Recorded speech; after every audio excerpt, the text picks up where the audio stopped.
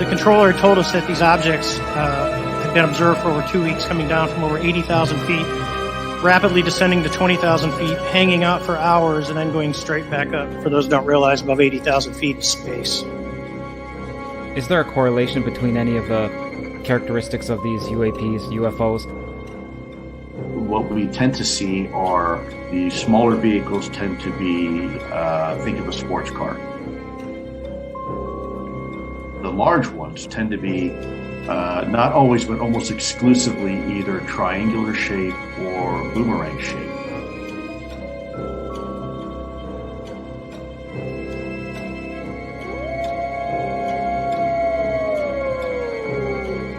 Werewolves? I see dead people walking around like regular people. They don't see each other. They only see what they want to see. They don't know they're dead. The UFO UAP community was fairly surprised. Shocked might be a better word. If you believe we have crashed craft, stated earlier, do we have the bodies of the pilots who piloted this craft? Biologics came with some of these recoveries. Yeah. Were they, I guess, human or non-human biologics? Non-human.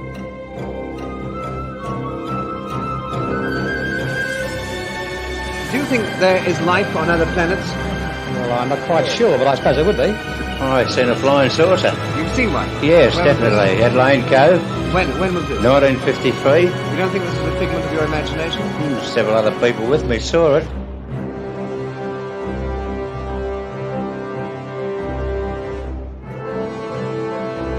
I'm not wishing that all that stay with me. The power of Christ compels you! The power of Christ compels you!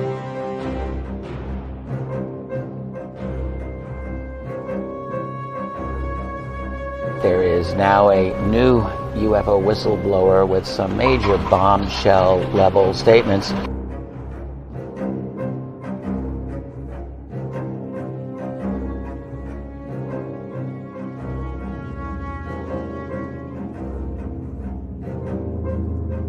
There is very compelling evidence that we may not be alone.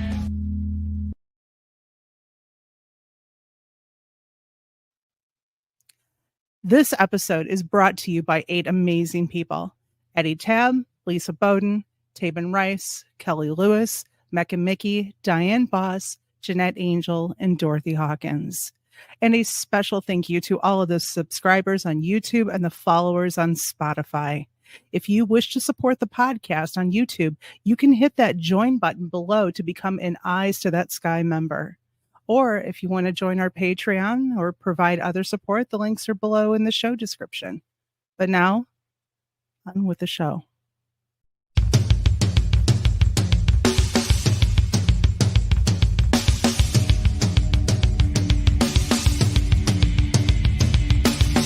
Welcome to the Michigan UFO Sightings and Paranormal Encounters podcast, where we explore the unexplained and mysterious phenomena that have occurred throughout the state of Michigan and beyond.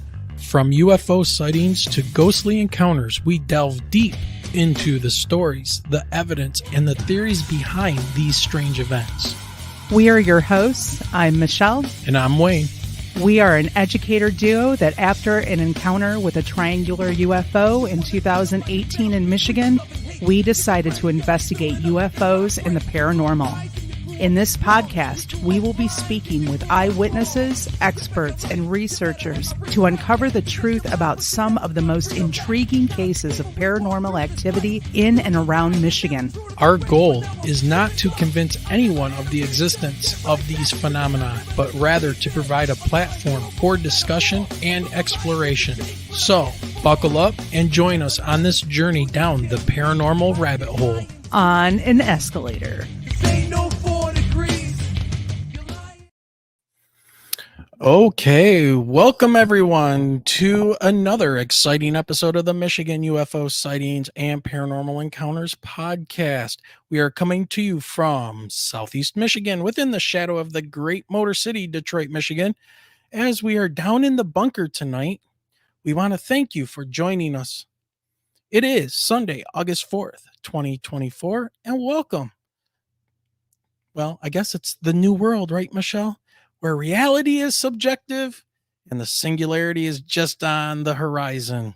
Since everybody is controlled by their cell phones and social media, they'll believe whatever they're told. So, God, I think that you're talking about me with the cell phone. well, you and your levels of gaming over there. Hey. All right, so we're going to get things going here. So I see chat's lively and kick in, and we'll get to you guys in a minute. But on this episode, we have Keith Thompson, and we're going to be talking to him about his latest book, The UFO Paradox, The Celestial and Symbolic World of UAP. And we're going to bring Keith on in just a moment, but first, some quick housekeeping. Michelle, if they want to get a hold of us or send us their story, what do they do? Oh, they need to email the show at mi.ufo.podcast@gmail.com. We need some stories. We do. And also, if you would like to make a donation to the podcast, you can do so with PayPal, Super Chats, buy us a coffee. You can even check out our merchandise store. Yes, we have all that stuff, plus Patreon. So if you want to help us out, every little bit helps. And all of those links can be found below in the show description. Yeah, this is it, guys. This is episode 99, the last of the double digits. We're getting ready to go triple digits. Yeah, that's it. And our next episode, the 100th episode of doing this podcast, will be August 18th. So to celebrate, we are having a get-together at one of our favorite neighborhood establishments. That is New Boston Coney and Grill on Saturday, August 17th, 2024, starting at around 3 p.m. Eastern, going till about 7 p.m. You can find New Boston Coney and Grill at 37005 here on River Drive, New Boston, Michigan. So that is 48164 for the zip code. Just so there's no mistaking the location. There are 2 Coney Islands in town. Yeah, no joke. Our small little town, and of course, it's got to have 2 Coney Islands. And you can walk from one to the other. That's right. So, but it's New Boston Coney and Grill. So just make sure that you're heading to the right one. It's not Tony's. It's New Boston, which literally, if you made the mistake, you could walk to the other one. Right. So we will be, we're going to try to set up a small recording area to record your encounters or stories, depends on their Wi-Fi, for the release on a later episode. But the main purpose is just to have a good time, eat some good food, and have a meet and greet with folks. Yep. And speaking of episode 100, it is all set up Sunday, August 18th at 8 p.m. We're going to be having Dennis Stone of America's Stonehenge back on the show with Jared Murphy, Michael Reiser, and the crew of ArchaeoX. We're going to be talking about the latest technologies for exploring ancient sites, the possibility of high tech in the ancient world, UFO involvement with the ancients, and a ton of other things. So make sure you join us on August 18th at 8 p.m. right here on YouTube. All right, Michelle, let's go ahead and say hi to everybody in chat. Hey, if you're watching out there in chat, say hi. Hey, we've got Nain, we've got Marcel with us, Diane Boss, we've got Rick Davis, Jay Hall has joined us. Hey, Jay. So I did say Rick Davis, right? Yep. Rick is in the house. Yep. And there's some other people out there that are just not lively in chat right now. But okay. Well, hey everybody. And we're also live on Instagram now too. So hey, there's Marcel Gofonian Metalhead is in chat. So welcome, Marcel. All right. With that out of the way, let's go ahead and get this conversation started because I think this is going to be intense. And I've got some things to say right after Michelle does the bio. So go ahead, Michelle. All right. So to introduce our guest, Keith Thompson is an author, independent journalist, a talk radio host, former TV talk show host, and former U.S. Senate staff member. His articles have appeared in the New York Times, Esquire, San Francisco Chronicle, Idaho Statesman, and the Pacific Sun. Okay. And before I bring him on, I started reading his book. And I went through the introduction and I got hooked immediately, everybody. I'm not kidding you. I had to stop myself because I like going into these interviews cold to allow the guests to talk about their book and stuff. And I didn't want to put anything out there. But when I read that intro, it grabbed me. And one of the first things that grabbed me, especially all of us in Michigan, is he talks about how he got into this with the 1966 Heineck, right? The swamp gas, right? The kind of stuff that really kicked us all in the balls here in Michigan and made us look like a laughing stock. We're going to talk about that. All right. And by the way, I see Dorothy Hawkins, who is now a Eyes to That Sky member. Once again, hey, Dorothy, good to see you. All right. So I want everybody to check this out and tell me that you would want to read this book right here. Check this out.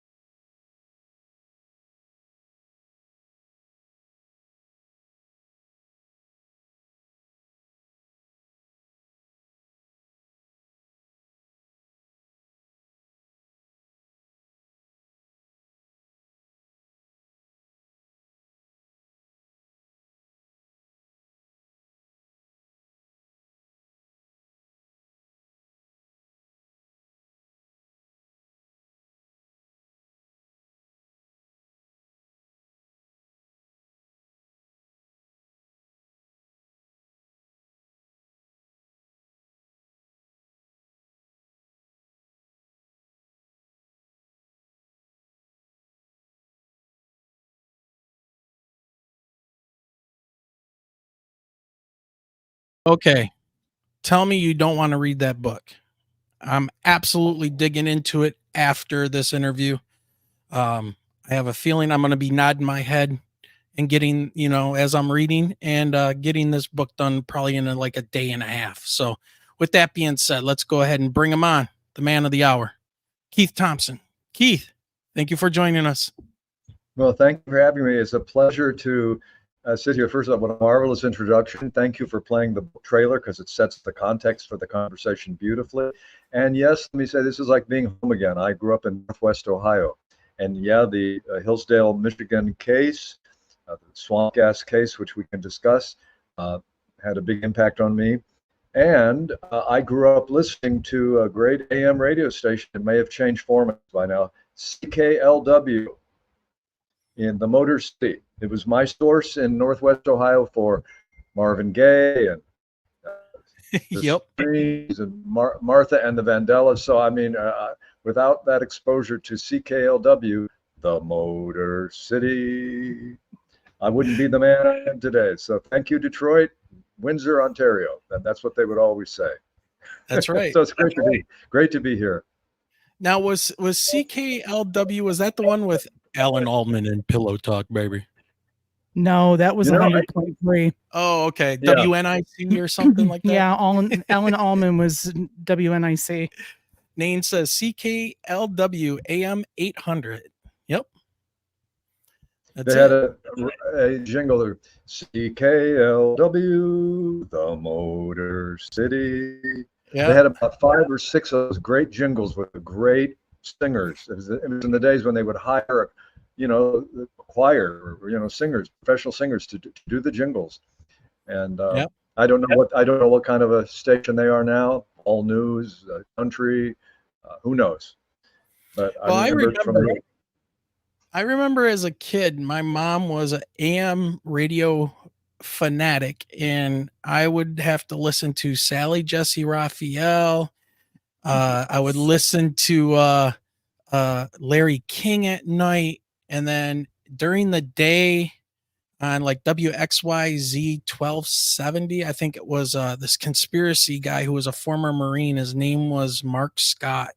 Mm-hmm. And man, he was fascinating. Oh my God.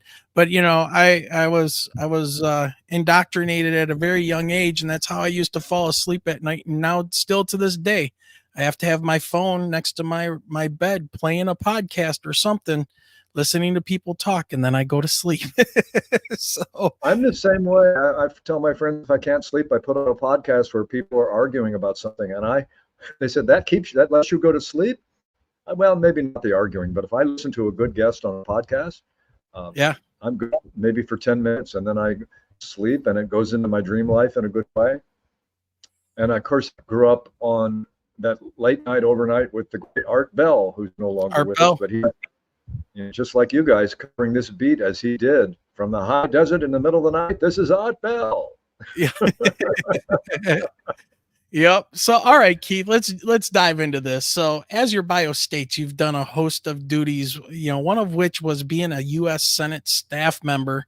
So, what in the hell ever made you decide to get into studying the UFO UAP topic in the first place?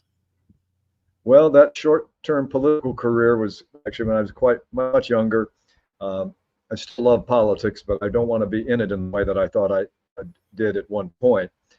I can't claim that my Senate staff activity had anything to do with anything top secret, so I can't parlay that into any authority. I decided early on I wanted to be a journalist. I wanted to write. I grew up in the era when Woodward and Bernstein had, broken the famous Watergate case. And what motivated me, though, and this pertains to Michigan. I was 12 years old. It was the 6th grade, and it was my turn to give a current events report in our class.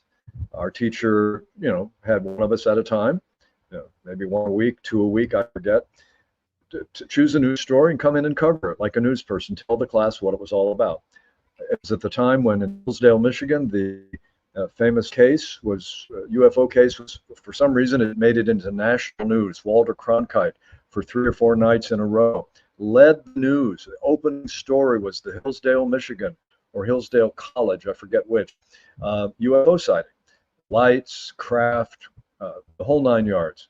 So I told my classmates about this case, and the specific issue in that case, as you'll recall, was that the late and legendary J. Allen Hynek, who was the Air Force consultant to the UFO business in those days, was brought in. He flew in to study the case, to talk with local witnesses, to check out the hot spots, as was the norm. And that included going to the edge of town to one area near a moss or a swamp. So when it was time to give the news conference, he stood up in front of the nationally assembled media and said, I can't summarize all of these cases. We have to go through them one by one, all of the sightings, but I'm willing to say at this point that the one sighting near the edge of town, near the swamp, I think you people know what I'm talking about, the area, that could have been, he said, it might have been swamp gas. He said it very conditionally, and he was being a little too conditional, because he was mortified trying to be precise, letting out that phrase swamp gas. Already the country had seen evidence that they weren't getting a straight story about the UFO phenomenon from the Pentagon, the military, and government. The constant description, what I described in my book trailer that you just saw, people come forward with credible reports, and the agents of official culture, in science, academia, and media say, that didn't happen. There's nothing in the sky that doesn't belong there. You people can go back to your little lives. We're in charge. And that never really said it that way. So Hynek stood there mortified that having used the phrase swamp gas conditionally, all the media jumped up out of their seats, went to the payphones, called the news bureaus, and reported Hynek and Air Force explained Michigan sightings, nothing but swamp gas, which he didn't do, but he was understood to have done that. So, of course, the local guys, you Michiganders, were appalled. The general response was, well, we may be rural, but we're not rubes. We know what we saw here. If we know what was seen here, there may have been swamp gas over there, but again, they didn't understand what he said. So Gerald Ford, the former congressman from Grand Rapids, called for a congressional investigation. There was one, didn't lead anywhere. So I told this story to my 6th grade class. And after I did, one of the students during the question and answer period said, Keith, do you think it was aliens from outer space?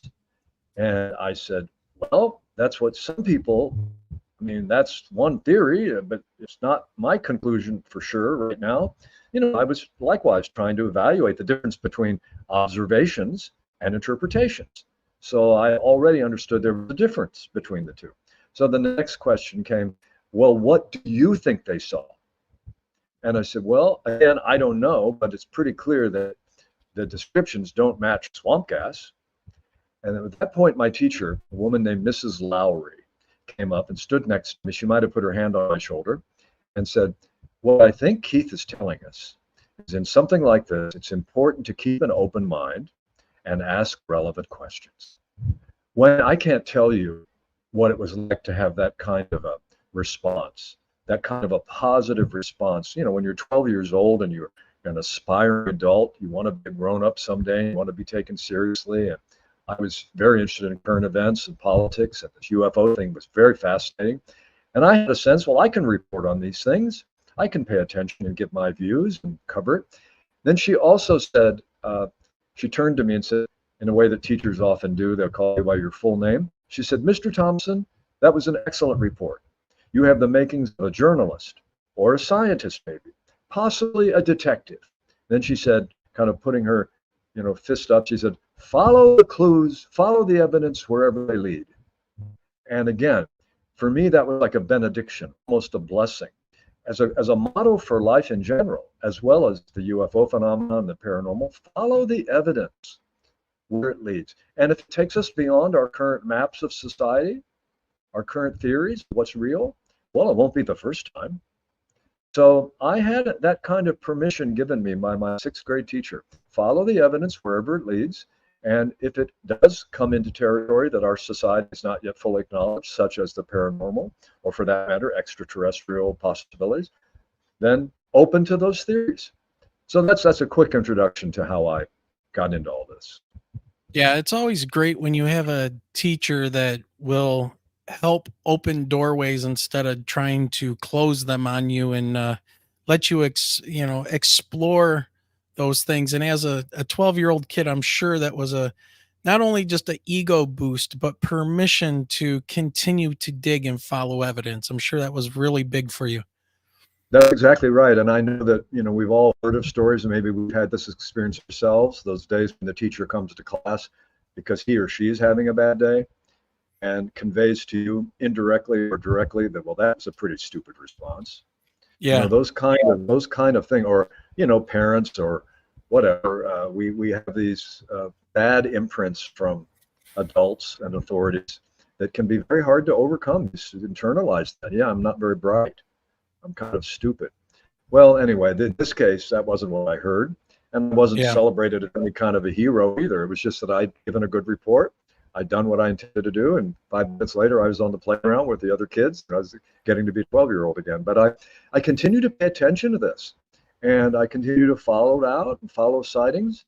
And I've also decided in this book, this is my 2nd book on the UFO phenomenon, one over 2 decades ago called Angels and Aliens, which is no longer in print, so no reason to talk about it. But in that book, I made a really firm decision. Because this is a marginal topic, and we all know what that means. When we bring up UFOs in a setting where we're not sure that people are, the scoffing, the laughing, the rolling of the eyes, that's not the only response. But it's, we all know pretty much that's what you can expect. I call it the airplane conversation. When you sit down on an airplane and the person next to you says, "Oh, what do you do?" When I was working on this book, I had to often decide, do I really want to say to the person I'm going to be sitting next to for 3 hours that I'm working on a book about UFOs? Because if I do, I'm very likely going to have to hear all of this person's opinions for 3 hours, and they may not be very well informed at all. So I can't say that I've ever officially lied to anybody and claimed I was an accountant, but I certainly considered it. So anyway, this whole feeling, I continue to follow the cases and continue to, as I say, open to the evidence, including to the paranormal, which I did not grow up in a family that I did not even know what the paranormal was. We didn't have psychic experiences with my family, but as I began to study this phenomenon, the evidence for paranormal phenomena in laboratory studies, as you probably know, is pretty far advanced at this point. But still, the official mythology of Western science is mind-to-mind communication can't happen. It doesn't happen because it can't happen. And that's the wrong word. Doesn't happen because it can't happen? No, can't happen is not a conclusion. We don't know what can and can't happen until, we have many cases in history, to say the least, where something couldn't happen, but it was happening, and science had to revise itself. Yep, you're absolutely correct. All right, so the introduction to your book, The UFO Paradox, the Celestial and Symbolic World of Unidentified Aerial Phenomenon, you write about somebody I found very interesting, Jeffrey Kripal. Okay. And he's an author and a professor of philosophy and religious thought at Rice University. So he talks about the 3 levels that the study of UFO seems to pass through. And I got hung up on this when I started reading your intro, and I'll talk about it here in a minute. But can you elaborate on those 3 levels and what is it? What is this you are alluding to with your title of the UFO Paradox? Okay, well, I'll get back to that. I'll talk about the 3 stages first, and which I included that because I realized I'd been through those 3 stages myself as I opened up to the phenomenon. Then I'll talk about the paradox. I think there are many paradoxes, and that means official. The greatest paradox is this is officially a non-existent phenomenon, although it's gotten a little bit of a marginal acceptance. It's now called unidentified aerial phenomena. The phenomenon has gotten an acronym upgrade, right? UFOs have become UAP, and we have reports that say, out of 100 of 99 or whatever the number was, could not be explained. So they're officially unidentified aerial phenomena. But and didn't they even get rid of the aerial? Isn't it anomalous now? So they can even apply this to undersea phenomenon as well? Exactly. Transmedium phenomena, aerial, ground, water. Yeah, unidentified aerial phenomena. So the language is actually moving in the right direction. This is an official anomaly in our current scientific method. So level 1 of UFO investigation goes something like this. When you first pay attention to the sightings, especially in the stuff from the 1940s, early 50s, which predates me, but I've studied the history pretty well, the best hypothesis for the phenomenon, assuming, apart from those that can be explained as ordinary objects, misidentified, hoaxes, hallucinations. It's what debunkers like to say. It's 99% fall into those categories, but we know that's not the case. In any case, the hypothesis to beat is the ET hypothesis. It looks like these are going to be craft of some kind. They're probably made of metal. Get close to one, you could kick the tires, you could operate the land gear. So I thought when I first came into this that the ET hypothesis was the theory to take to the bank.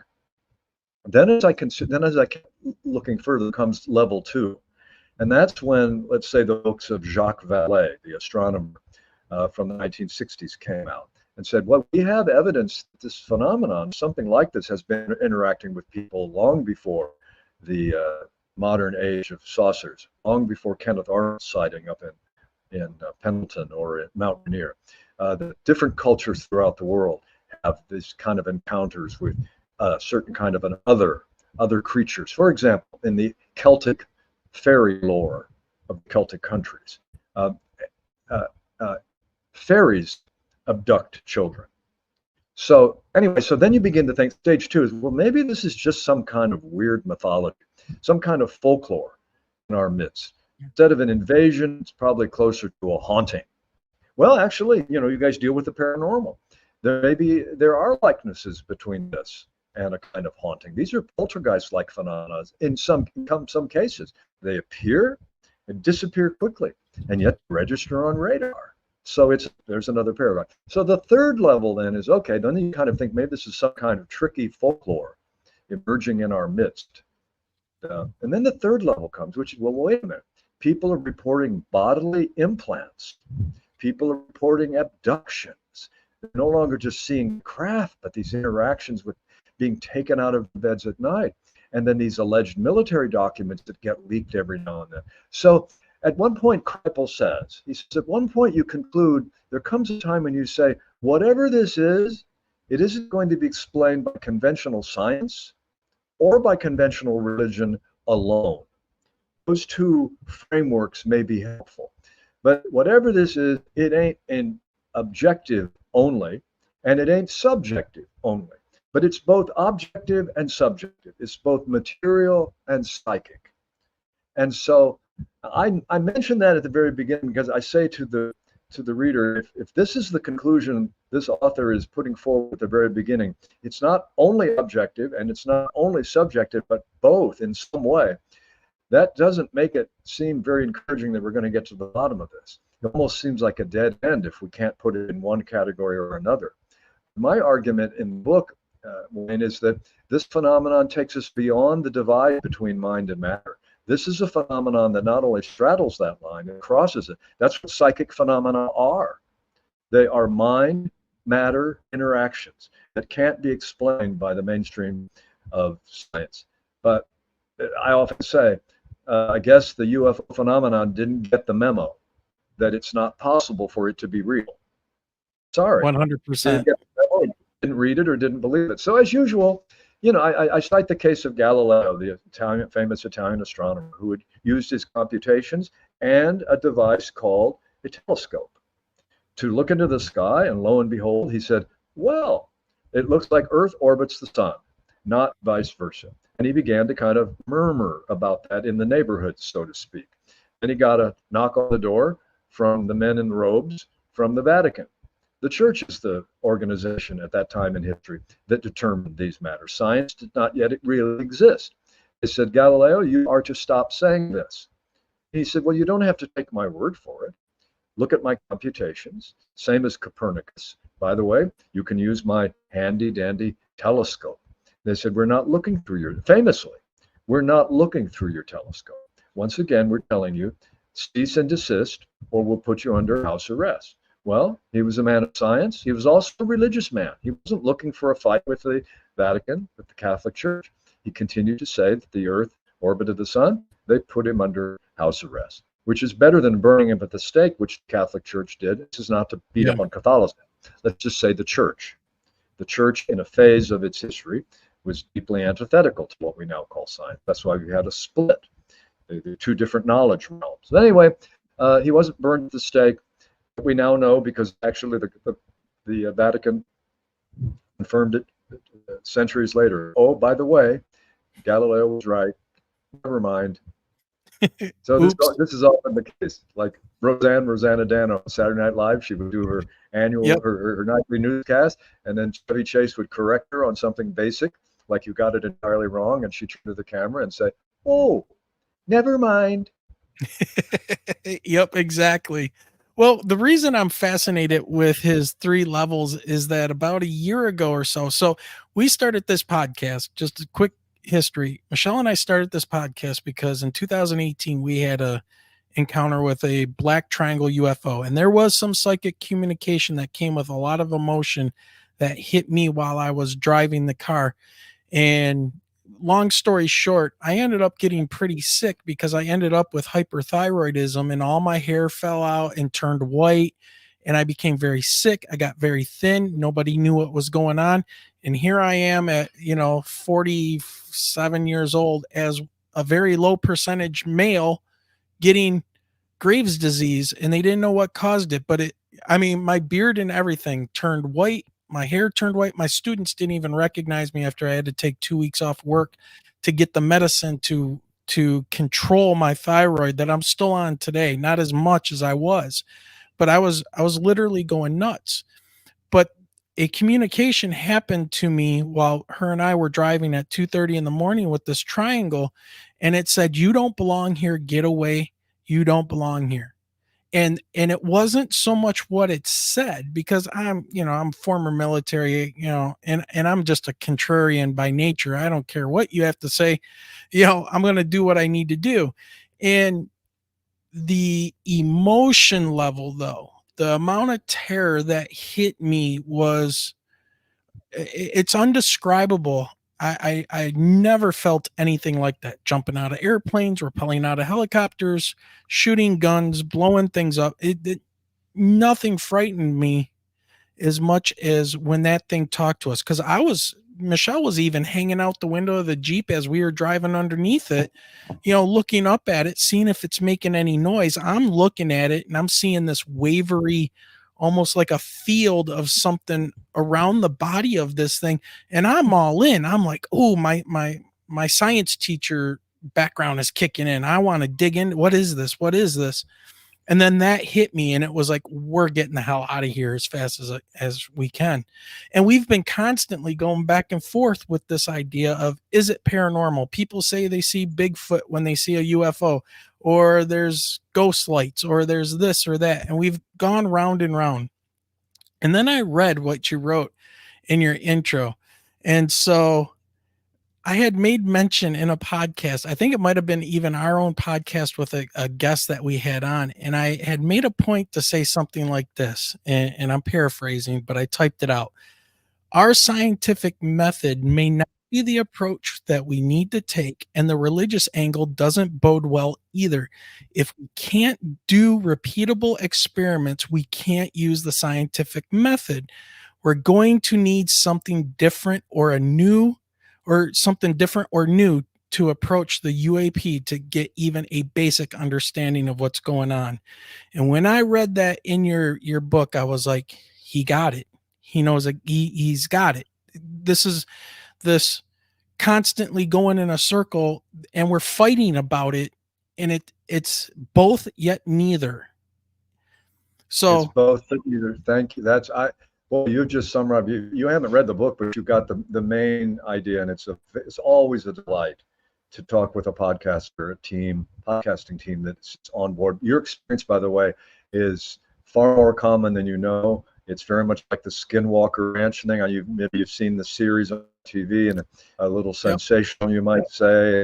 But I've never been to Skinwalker Ranch. I hope to go when I was writing on this book, when I was working on the book. But what you talk about was that the health issues that came up for you, they are legion. They're a very big part of what go on at Skinwalker Ranch, at least in the early days.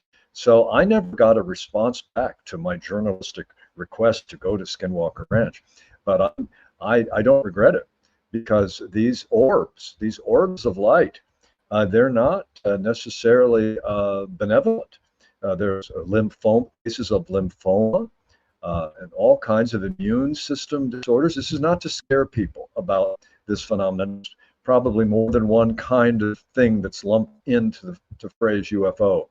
But your description is just right out of central casting in terms of and I'm sure that there's a much larger story for you to tell about then. Who did you talk to about this, and the response you must have gotten? Well, that couldn't, I don't know, but I know very often the difficulty of witnesses. And one reason I wrote this book was to finally give some support to witnesses. This is a witness-friendly book. I talk about a couple of different cases, the Zimbabwe aerial school case and the Pascagoula double abduction case. Maybe some of your listeners and viewers don't even know about that Pascagoula case, but it's a legendary case in the 70s.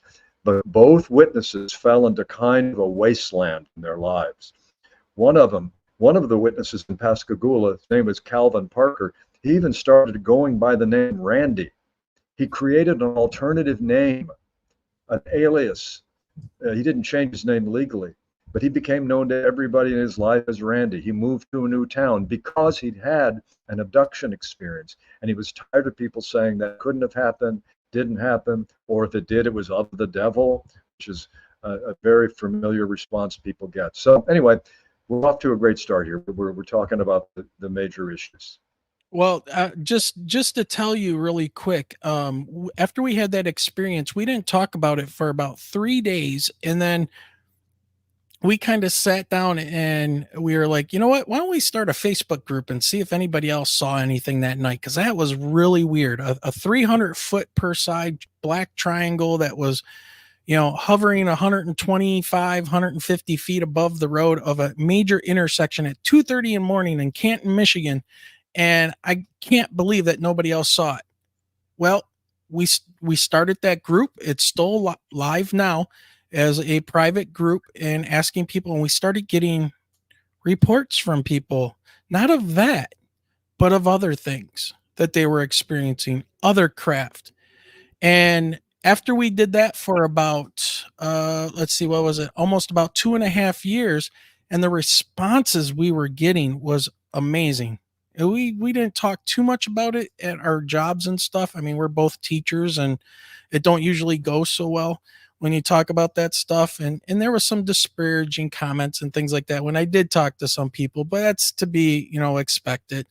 But we ended up with, in about 2.5 years, we ended up with like 3,500 people that joined our private group just by word of mouth and telling people, hey, tell them your story, and they were joining, and a person after. Now we are I should say, after that happened and we saw that, it start about 2021, we were like, and I felt this more than Michelle.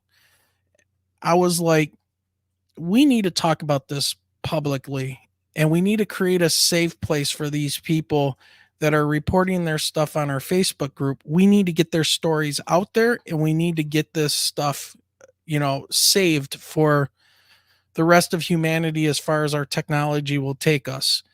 And I felt literally like a compelling to start this and do this and talk to everybody that we could. And the people that and to be perfectly honest, other than normal culture, pop culture, sci-fi stuff, I had no interest in this at all. I'm an earth and space scientist and a teacher. I don't deal with this stuff well.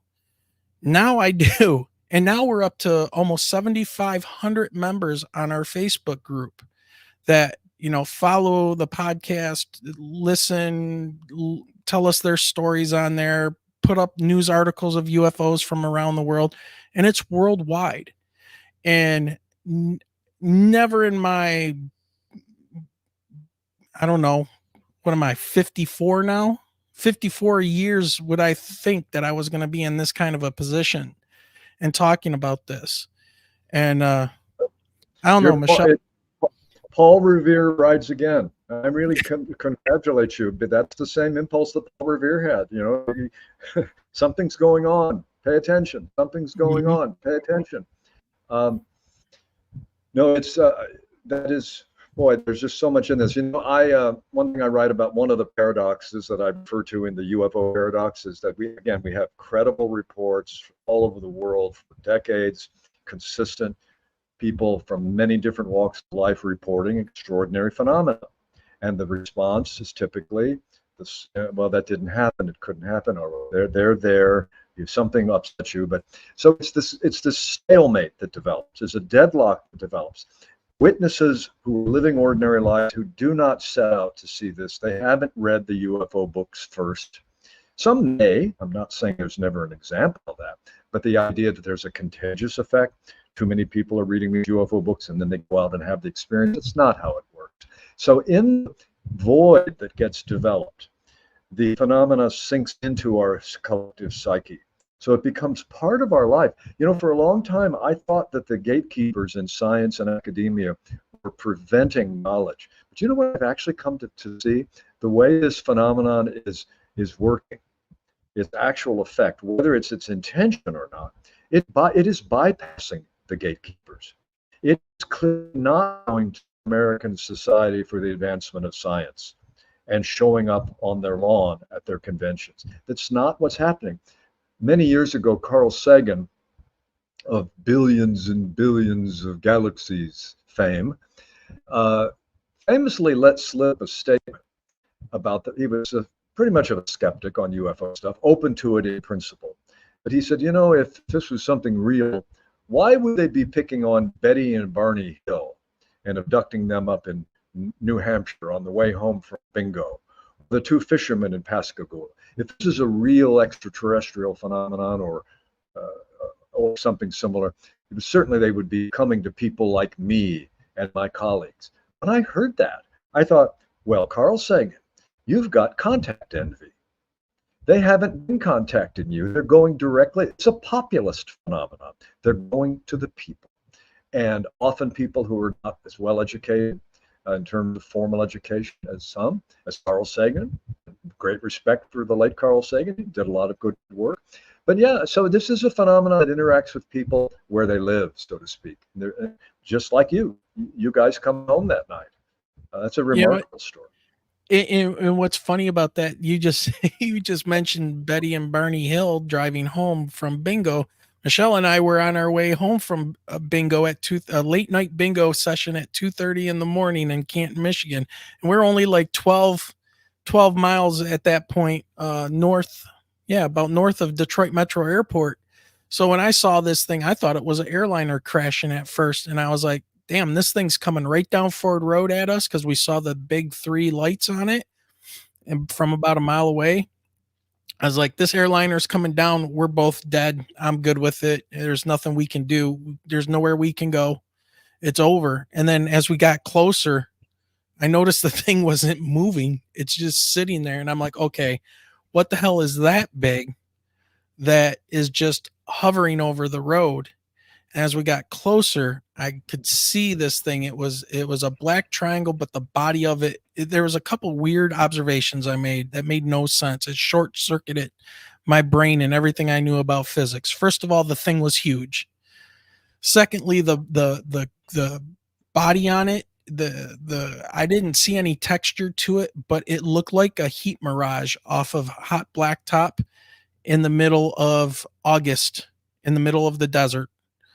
And it just wavered like that. And then the lights in the corners, they were shining so bright you couldn't look at them.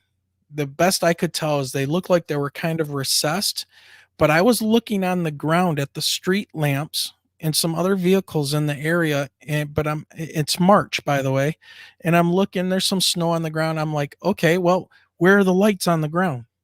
There should have been spotlights hitting that ground, lighting up that ground from those 3 lights, and there was nothing.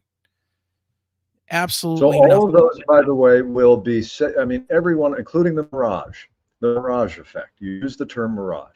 I've become very savvy to how this is covered by the news media. Let's say Oprah, when she was doing her show, she would have on, abduction series. She would have UFO stories. And the first 15 minutes is the witnesses themselves tell the story.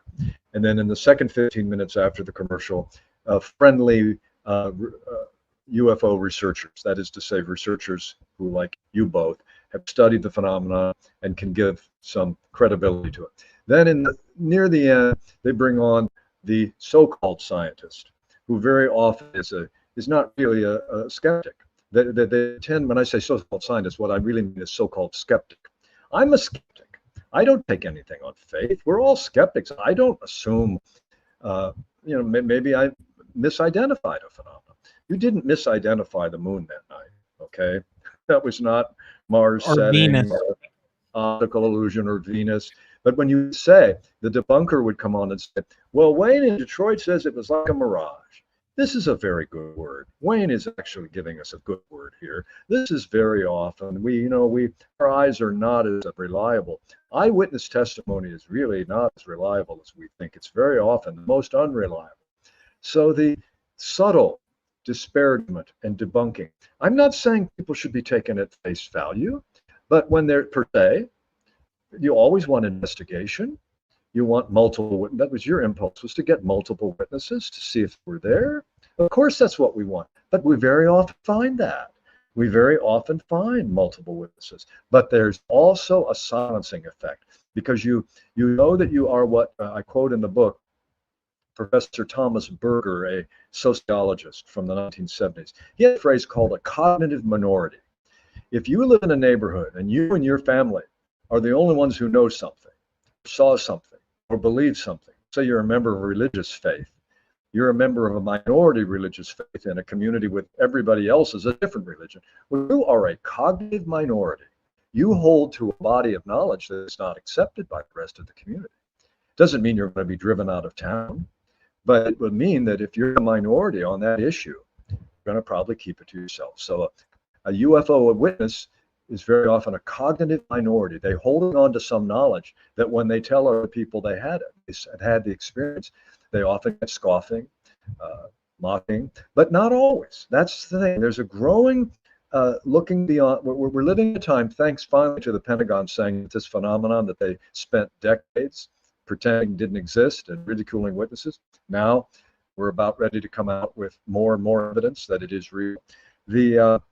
There's a shift that's happening. The stigma is slowly being lifted. So I think we're entering potentially a new phase, which I find very optimistic. Well, speaking of skeptics and stuff, we have some great friends, and we've made some incredible friends on this show. And the explanation I get from them is, and this one's a hard one for me because, like I said, we consider some of these people really good friends, but their excuse is, oh, the government has that kind of stuff. That's the TR-3B. And I'm like, I'm telling you, it was not anything of the size of this thing, no sound, no light being like the control of photons. I mean, you're controlling light that is so bright you can't stare at it, but yet at 125 feet away, it will not strike the ground. But at a mile away, we could see the light, thinking they're landing lights of an aircraft. That is control of something that nobody's even talked about. And I bring this up to people and it's like, well, it's probably the government. That's the kind of skepticism I'm seeing when we tell our story. And they're well-meaning people. I'm not mad at them for saying that. And they're kind of bought in on it's the government thing. And I got some questions, down this road here that I wanted to bring up about this, but I appreciate it, but until these people, I think, experience it and they get the feeling of it, and maybe the spiritual awakening, I have no idea. I don't feel more spiritual, but man, did we feel compelled, at least I did, to start doing something like this to help people and talk to people and help ourselves by getting this off of us as well and putting it out. I don't mean this as a joke, but I almost was inclined to say when you saw this thing approaching and you thought, our lives are over. This is an aircraft that's about to land. We're not going to survive this. You got a near-death experience thrown in for the price of two, for the price of one. And again, I'm not kidding.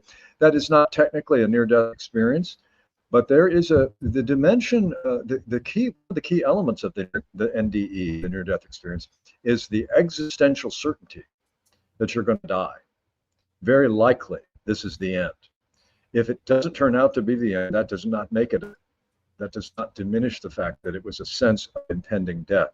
You didn't get the tunnel experience. You may not have seen the deceased relatives. You didn't leave your body. That's all well and good. But so I'm not actually kidding when I say that there is an overlap between the UFO and the near-death stuff. And that's another one. Again, thanks to my 6th grade teacher.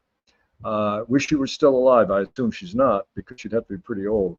But I would thank her for that teaching she gave me. Follow the evidence wherever it leads. Because frankly, I don't think this is probably the format to go into it. I describe it in the book.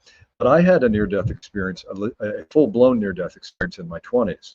I talk about it in the book because I finally decided, I'm going to be writing about UFO witnesses who learn to keep to themselves a story that is just too hot to share. It's because you get pushback. You get, oh, it's just the government. Or with their near-death experience, oh, that's just a brain program. You didn't really visit what you thought was heaven or a celestial place and you see your deceased relatives. That's just a brain program in the face of impending death. That is part of the deprivation of oxygen causes the near-death experience. There are aspects of the near-death experience that cannot be explained away with all of that, including the non-local communications. I can tell you I had a near-drowning experience. I'll just summarize it because I think it's relevant about the psychic dimensions of these experiences. I had a near drowning. I was body surfing with friends off the coast of Hawaii. They were a little smarter than me. They read the signs that said, if in doubt, don't go out. I said, well, I'm young and strong and invulnerable. I got carried away by riptides, pulled out there, and was absolutely convinced that I was just about to die. And I left I was not familiar with anything such as a out-of-body experience. Wasn't even in my vocabulary. I was in my 20s at the time. I left my body through the back of my head, and I saw my body, the body of Keith, in the ocean. And I thought, well, I'm the awareness that says I am seeing this, but I'm not seeing it from the body. So who I am is not limited to the body. Now, I didn't have this actual conversation, but it's the unspoken apprehension of something is not the way we think it is. The game board is larger. So here's the point. One of my friends, Mary, was on the shore of the beach of the ocean, saying to one of our friends, and it's just about the same voice that you and I are talking right now. She said, "Why didn't he listen? I told him not to go out. I told Keith it was too dangerous." It wasn't any louder than this. While she was talking to her friend about the body she saw 100 or 200 yards out, the body did not hear what she was saying because of the sound of the waves, but Keith heard it. Well, who was Keith? So I went to Mary. When I say I went to Mary, my presence, which was everywhere at that moment, I had become boundless, which is quite an experience if you haven't been boundless lately. I said to Mary, "It's okay. I'm okay. I'm not here anymore. But that's okay," because there was a sense of peace and comfort. So funny thing, I survived. I didn't get the "you must go back, it's not your time" speech that many near-death people do, but somehow I was catapulted back into my body, looking through these two eyes again, coming into a quiet cove, escorted, it appears, by two dolphins who were suddenly by my side. Talk about right out of central casting. Dolphins? This is too good to be true. So then after I survived, one of my friends stood on the beach and said, and similar to what UFO people hear when they tell what they tell, my friend said, "Man, we thought you'd given it up out there." I said, "I did. And I did, but I came back. I died. I described an entire thing, including seeing deceased relatives, whole 9 yards. And I could tell by the way they were looking at me, even though I was never more lucid in my whole life in that moment. I was in a kind of shock perhaps, but my clarity was actually higher. And I could tell by my friends listening to me that I was sounding like I was delirious. Why? Because I'm old enough that we 20-year-olds at that time had never heard of the near-death experience. It was not yet made famous by Oprah. So long story short, the next day I told my friend Mary, after we went back to the house we were all renting, and Keith had survived, and we had a nice meal, but I kept to myself a lot because I was still processing this profoundly transformative moment of having struggled to survive, suddenly left my body and realizing I in some way was in a boundless sense of existence, and then back into my body and not being believed. I said to my friend Mary, could we go for a walk? She said, yes. She and her boyfriend and some other friends, we were all there together on this trip. And we were good friends, Mary and I. And she said, what's on your mind? I said, well, besides what just happened? She goes, yeah. I said, I heard what you said yesterday. She said, what do you mean? I said, I heard what you said at the beach on the shore. Why didn't he listen? I told her not to go. Wayne, the blood drained from her face, almost became a cadaver. She almost had a near-death experience because she too understood. She was not trained in philosophy. She hadn't thought these things through. We hadn't read the mystical literature, anything of the sort. But we both knew that if I had overheard what she said, then there was a non-local, psychic, paranormal. And we continued to talk about this the rest of her life. She has since passed away.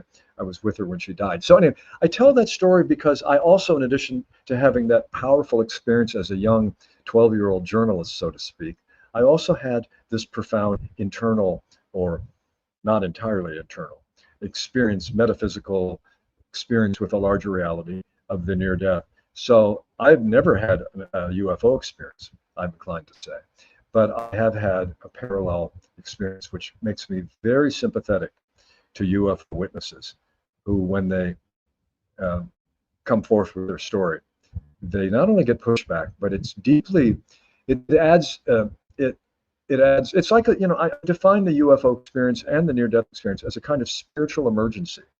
You're having a contact with a larger reality. What you guys had that night was a real physical experience, and it was a spiritual emergency because it upset the whole game board for both of you. And that's, if I can have any impact with this book, it's to make this to help normalize this phenomenon for more of your viewers and listeners.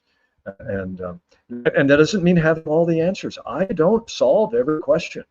I ask the questions that need to be asked, but it's okay not to know. It's okay not to have the answers, but that doesn't mean you need to shove it down there and pretend it didn't happen. Because what do we know from every other way that happened?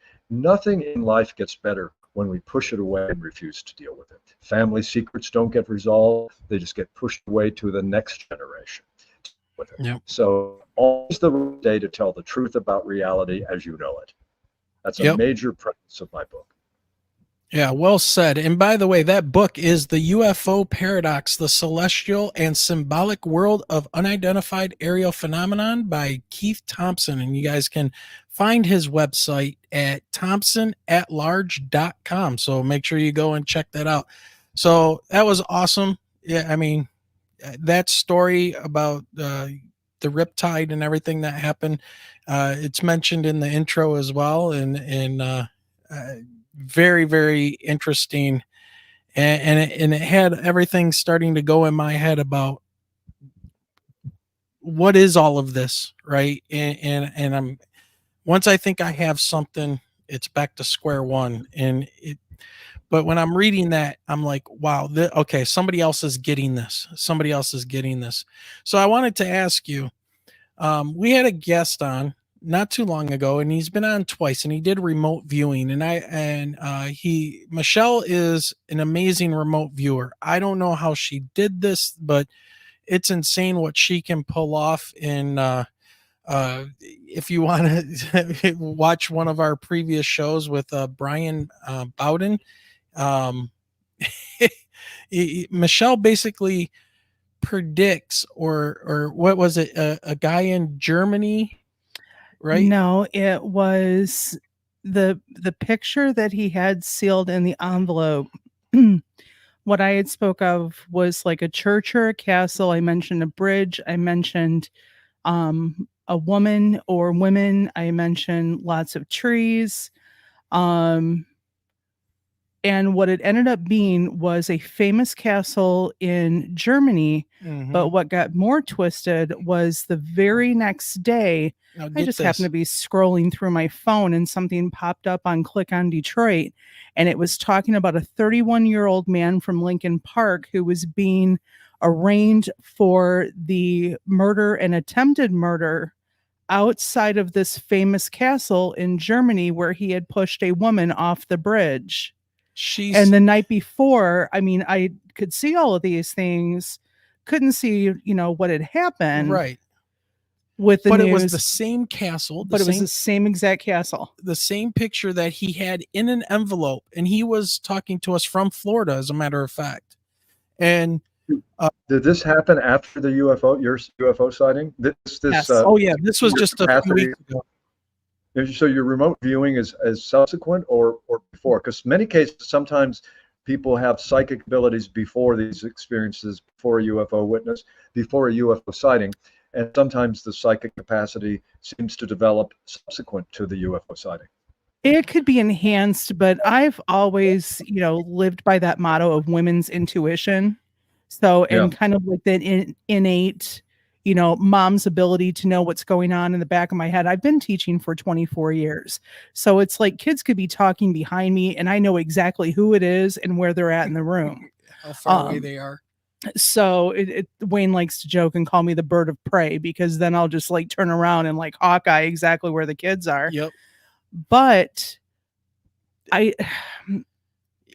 so this was just a few weeks ago when we had It's just taken a darker turn. Yeah. It is what it's done. It's taken a darker turn than, anything originally. Well, I mean, that I was able to see. If you think about the chances of Brian picking this picture of this castle in Germany and putting it in the envelope on the night we have him on, Michelle nails it with remote viewing.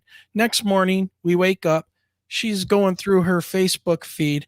There's the picture of the castle with a news story that talks about a man from right up the road here in Lincoln Park that was in Germany and threw 2 women off of a bridge, which she saw. One of them died. One of them survived. And that's in her news feed the next morning. Now, you didn't view the actual murder and stuff happening, but she saw it before she even knew what was in that envelope.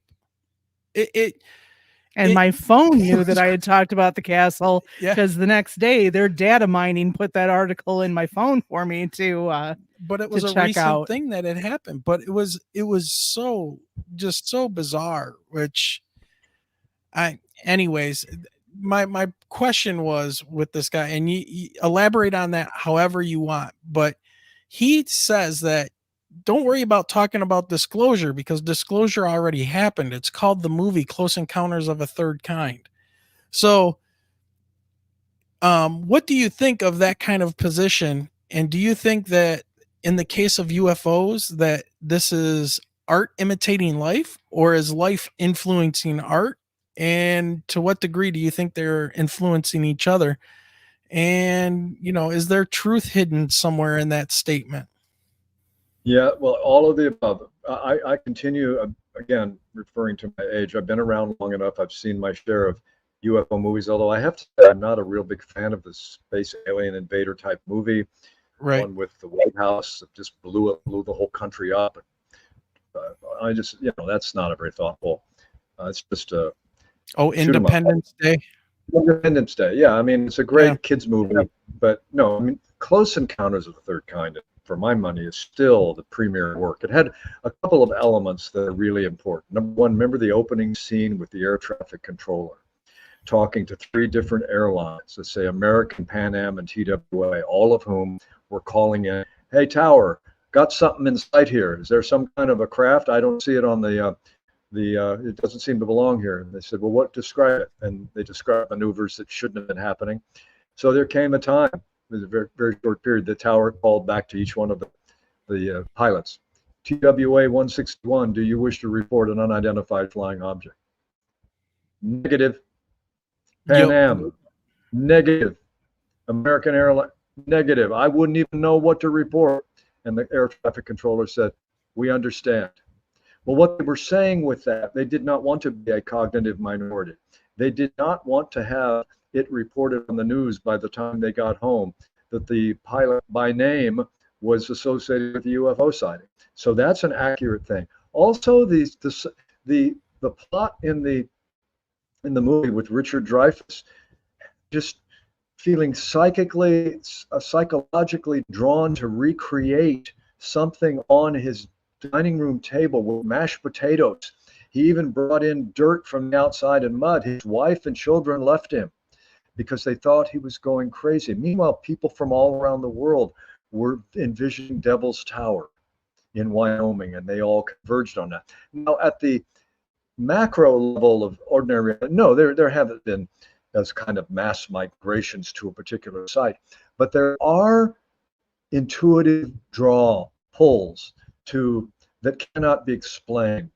I think in particular of a witness of the Hudson Valley, New York sightings back in the 80s. A man named Dennis Sant was driving home one night and for 20 minutes observed a craft. I don't know what the exact shape was, but he knew it wasn't something ordinary.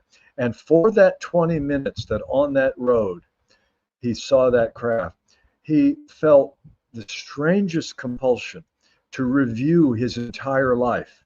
He relived his entire life in a manner that was not consistent with simply seeing something in the sky.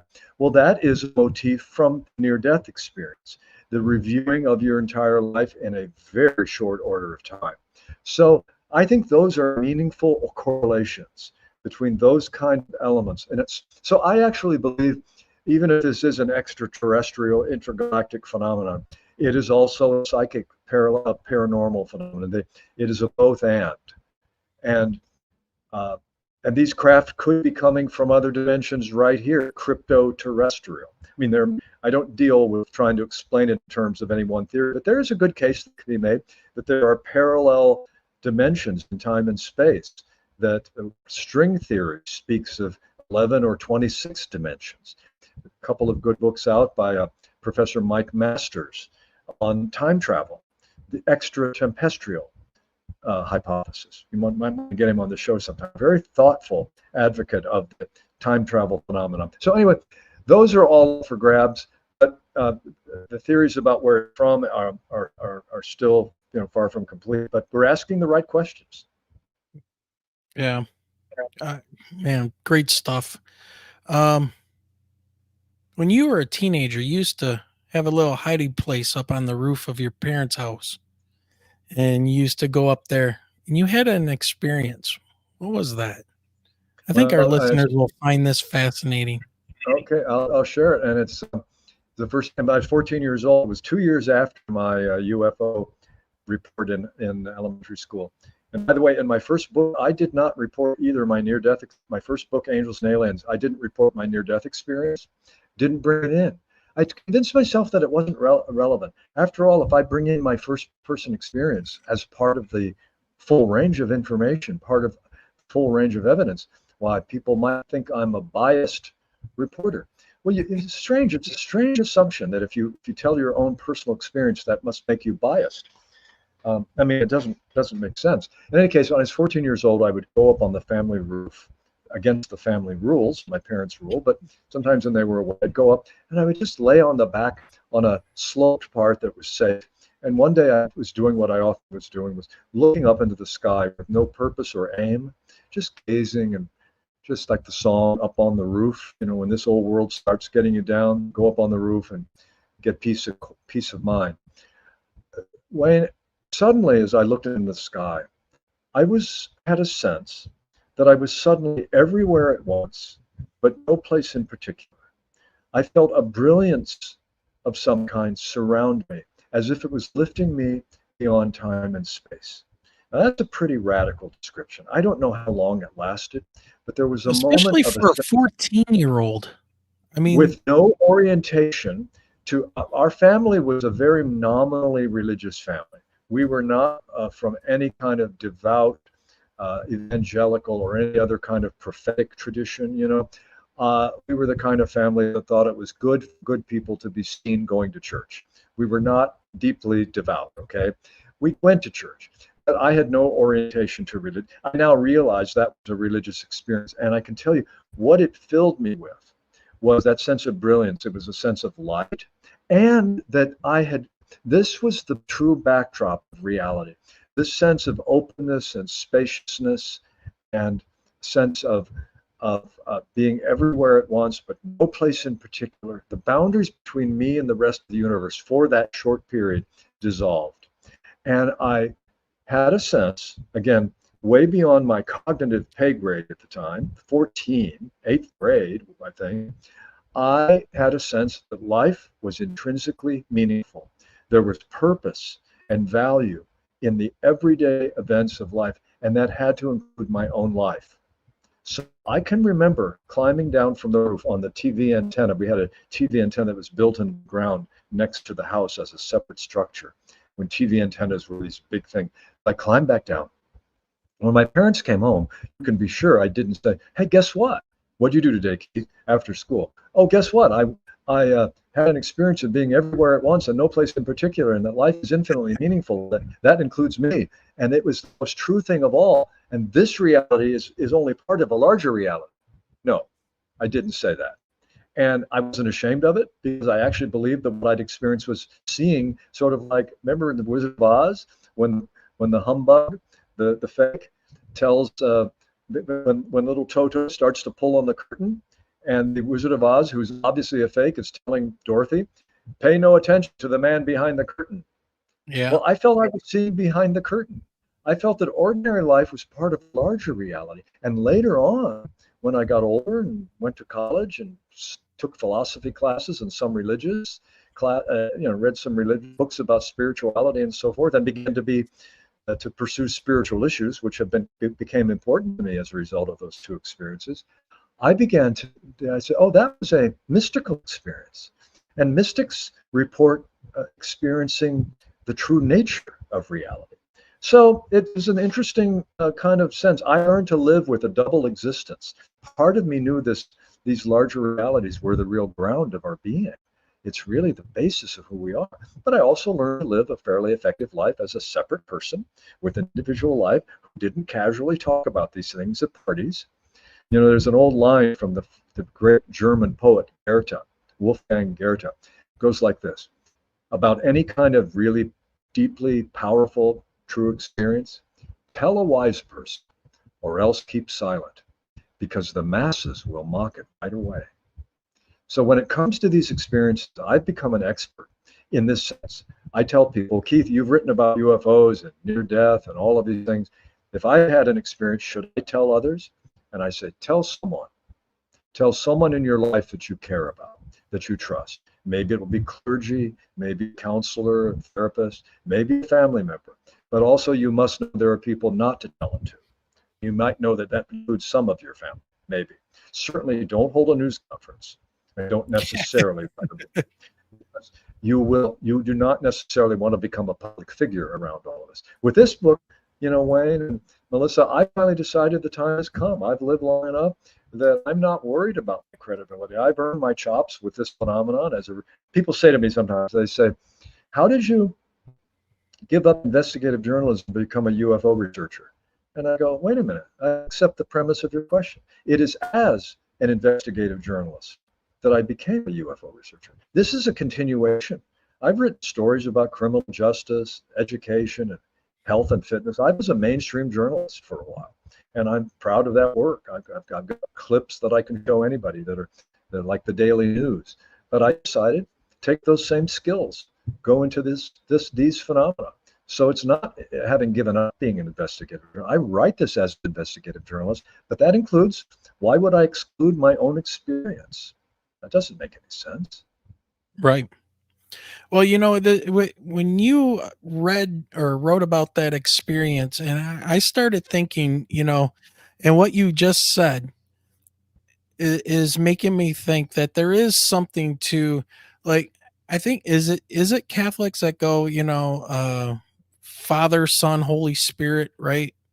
There's always the Holy Trinity, right? And it seems like in a lot of these religions and myths, there's this Holy Trinity. And if we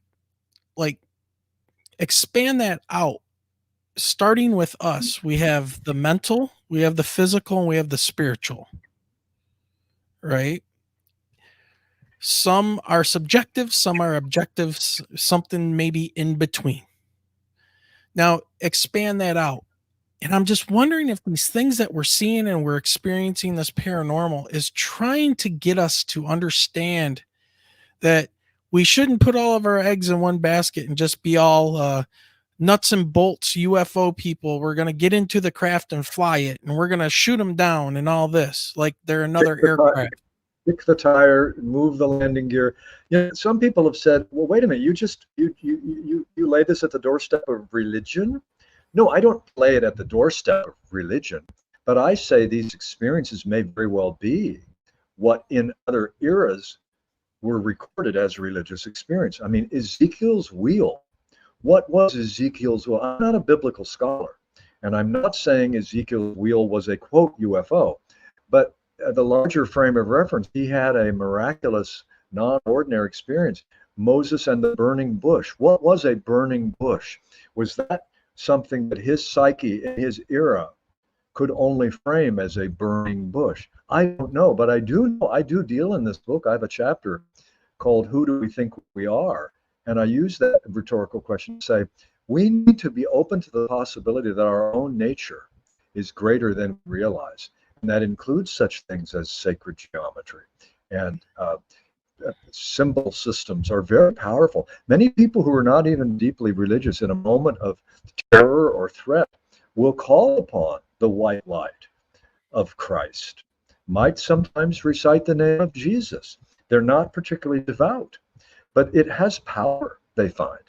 The crucifix has some kind of power that doesn't depend, I happen to believe, and I'm not even a conventionally religious person. I'm post-conventional. I am religious, but I don't talk about my views of God because I suppose they're so far out at this point. But they're not contained in any particular creed, I can say that. But I have come to accept and come to believe that the crucifix and the mandalas in the Buddhist tradition. No, these sacred symbols have power, and it's bizarre that only for the past 300 years we've attempted to live with this materialist, physicalist worldview, which has many good things about it. Helped us go to the moon, invent smartphones, healthcare advances, longer lives, public health, and sanitation. Amen. But it doesn't tell us about the nature of our own consciousness and our own inner life. And I don't know that science will be able to do that even. So we need something beyond conventional science and conventional religion. And I'm a believer that maybe that has not yet evolved, and we're living into, I think we may be living into a larger nature as a species, and that these apparent craft, which are oval shaped, by the way, very often, and ovals are very much part of religious iconography, many of cultures. Halos around the head of saints. Wow, that's a circle. That's an orb. There's a bigger picture here, folks. The Roman Catholic contemplatives who have such deep identification with the suffering of Christ, they open stigmata. They have the wounds of Christ appear in their own body, at least as raised coloring. It's not saying that we should practice developing stigmata. It says that the power of intentionality, consciousness, is so vast that it allows us to achieve things that we don't often know what to do with. Yeah, you're 100% correct on that. And yeah, stigmata is fascinating too. But there are people that have exhibited strength, ridiculous amounts of strength, being able to lift a car off of a child, just things that we can do that I think because we get locked into this physical reality that we put 99% of our power and belief system into this material world, and then the rules that other people put on top of us to regulate us stops us from recognizing a lot of that true potential. And I'm just wondering if these craft and things we're seeing and stuff and what people are experiencing is to put, make you question your place in the universe. And is it a yin and yang and something extra, right? Is it the physical? Is it the spiritual? And is it the mental aspect of it that, your brain's got to interpret what it's taking in from around it? So, well, one thing I say in the book, in fact, it's a fundamental metaphor that I use in many spiritual traditions or many other kinds of sacred traditions that are not even necessarily religious. There's sometimes a call to worship call to prayer, a call to meet, call to gather, even in a village, say take a sacred part out of it. Bell rings, the town bell rings when the town community gathering is about to begin. Or in a religious organization, the chapel bell will ring. It's time to come to service. In a Buddhist ceremony, there's the gong or the drum. So what are all those in common? They're called to a different kind of awareness. It says now we go to worship, we go to prayer, we go to silence. So I make the point that I argue or propose that the UFO phenomenon and the near-death phenomenon and psychic phenomena in general and these sorts of phenomena are a kind of call from the cosmos. They're metaphorically speaking a call from the cosmos for us to play a bigger game, to open to a larger reality that is always here. And I want to go back to what I just started a few minutes ago. For the past 300 years, we've adopted a mythology called materialism that has a very reduced perspective. Well, fine. Phenomena of life don't agree to be reduced. They don't. The larger reality that Dante and William Blake and great mystics and teachers of previous eras developed great maps of human nature that involve many levels, many dimensions, many hierarchies. Well, maybe those hierarchies were actually accurate. Maybe those mappings of human nature as involving many lines and levels and quadrants and so forth, maybe that is actually closer to reality than our materialist frame, which says there's a little bit of insight inside of us, but otherwise the rest of the world is dead. This is basically the premise of materialism, that the world is made of dead atoms that are like billiard ball, very small molecules, which are like billiard ball, dead matter, but somehow, just somehow accidentally, consciousness, self-aware consciousness just emerged. The ability to write Shakespeare, to think poem, to think in poetry, to feel heartbreak in a relationship, to taste the sweet taste of a cherry or strawberry. This is subjectivity. This is consciousness. The sense that there's something that it is like to be myself. That's the definition of consciousness. There's something it is like to be Wayne. What that is, only Wayne knows. He doesn't even know. Only Michelle knows. So I'm actually filled with more wonder about this the more I probe into it. I don't have definitive answers, but I'm a big believer in the work of, talk about the work of Joseph Campbell, the mythologist, who talked about the hero's journey. The hero's So journey. you don't necessarily feel like a hero, right, in everyday life, but sometimes we get a call, a sense that there's something more to my life. I don't like being a lawyer. I want to be a sculptor. Well, maybe you don't give up being a lawyer. Maybe you start sculpting. Maybe you develop a real gift with sculpting, and that maybe that is your path. Or the sculpting was a path to something else. Maybe you'll meet the person you were meant to be with. I'm a big believer in, frankly, in something called destiny.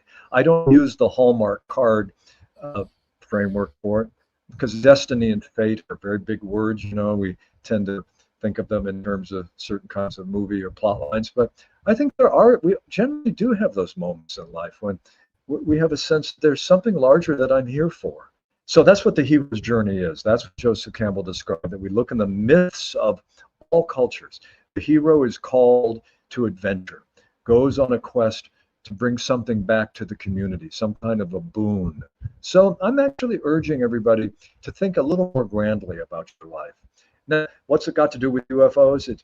Well, your experience that night, two of you, changed everything. You wouldn't be doing this podcast if it weren't for that. Absolutely not. Yep. So I put a lot on the table. Yeah.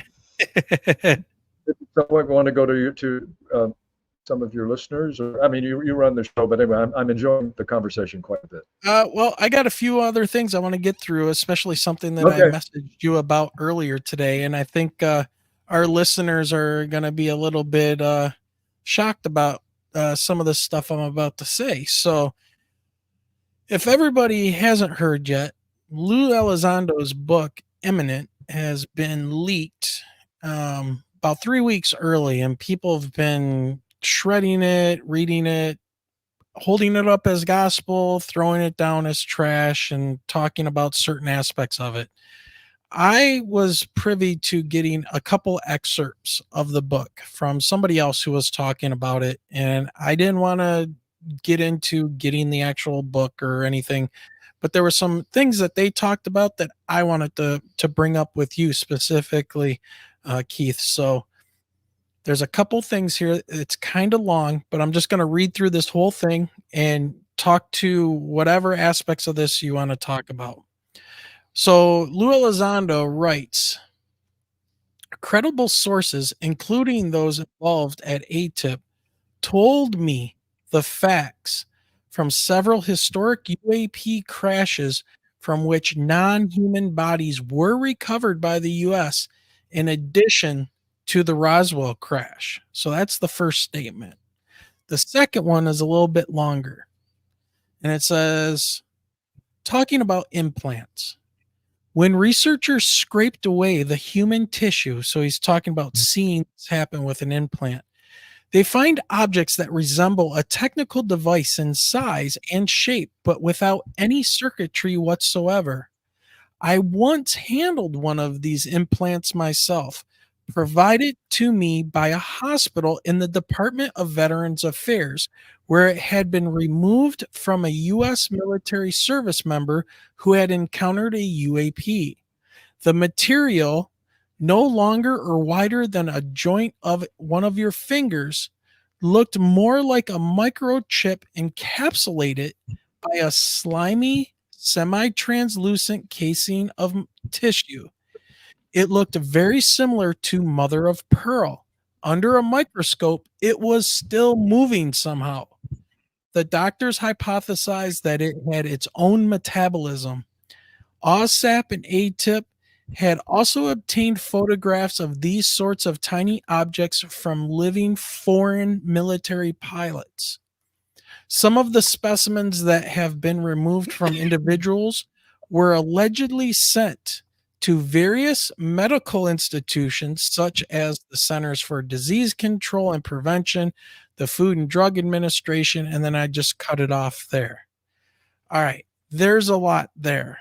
And that is, those two things alone are groundbreaking as far as I'm concerned.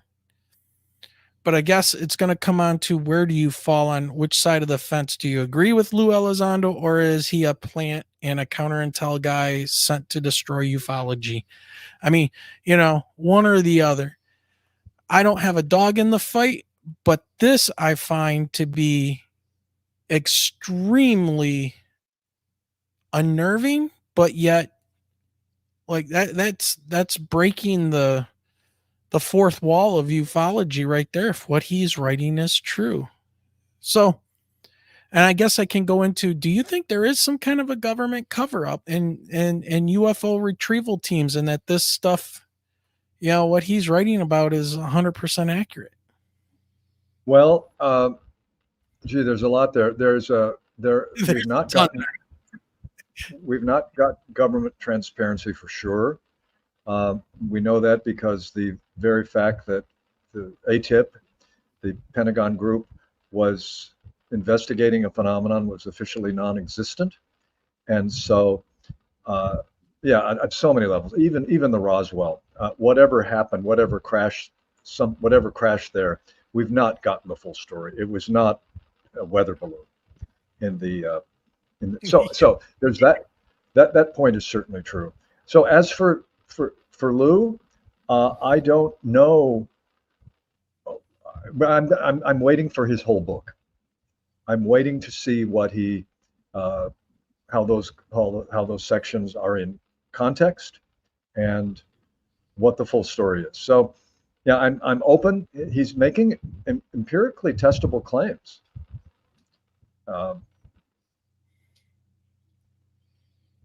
So is that responsive in the direction? I'm looking forward to reading the whole book. I'm familiar with these excerpts.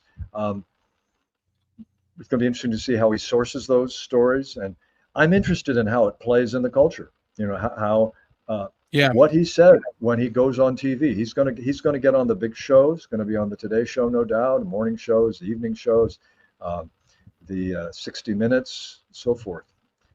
So he's going to change this conversation. I don't think there's been a best-selling book on UFOs since Whitley Strieber's Communion, his first-person story. And I think that if there has been a best-selling UFO book that isn't just personal, I'm not aware of it. His may be the first one. I think it's going to move very quickly up the bestseller list. So it's going to change our conversation. It'll change my conversation. I will be looking forward to the day that book comes out. I will sit down and read it because I'll probably be asked about it as I'm out talking about my own book.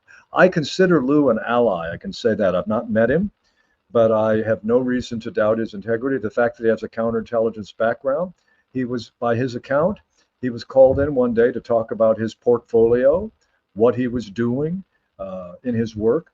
And at the end of the conversation, his superior said, "Well, by the way, Lou, what do you think about UFOs?" And Lou said, "I beg your pardon, sir.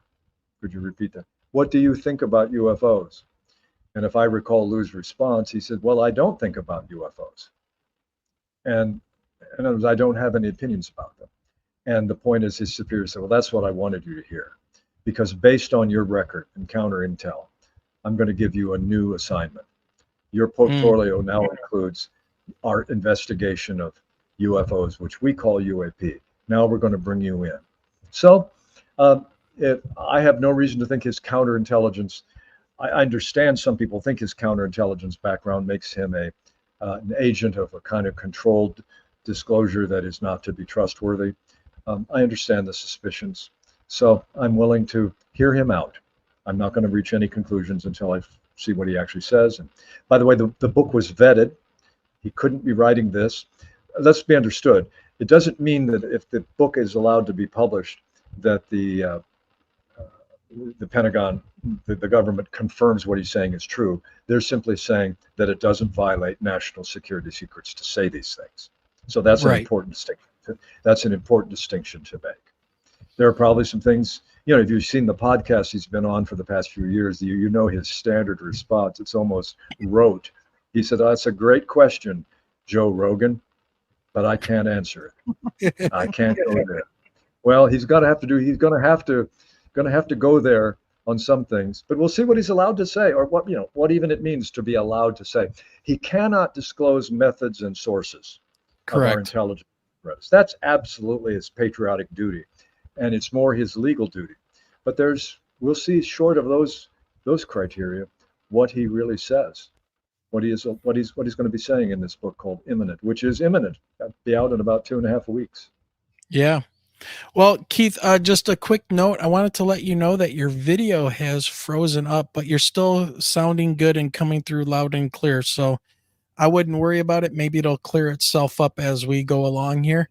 Unless you want to back out and join back in, it's up to you, but you're sounding great. So I wouldn't tempt fate. Oh, there you go. Back now? There you are. Okay, good. Yeah. I changed my camera. I noticed it was gone too, and I tried not to